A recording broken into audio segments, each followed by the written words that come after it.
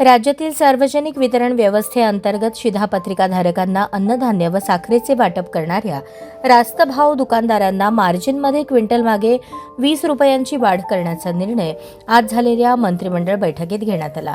बैठकीच्या अध्यक्षस्थानी मुख्यमंत्री देवेंद्र फडणवीस होते। त्यामुळे आता दुकानदारांना क्विंटल मागे 20 रुपयांची वाढ मिळाल्याने यापूर्वीच्या 150 रुपयांऐवजी 170 रुपये मार्जिन मिळणार आहे।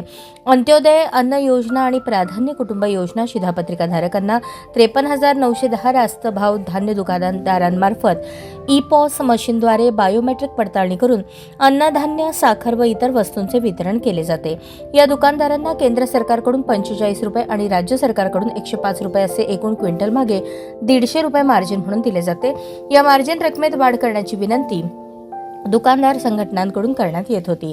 त्यानुसार या मार्जिनमध्ये क्विंटल मागे 20 रुपयांची वाढ करण्यास मंजुरी देण्यात आली आहे। त्यानुसार क्विंटल मागे रास्त भाव दुकानदारांना 170 रुपये असे मार्जिन देण्यात येणार आहे। या निर्णयामुळे दरवर्षी सुमारे 92 कोटी 71 लाख रुपयांची अतिरिक्त तरतूद केली जाणार आहे।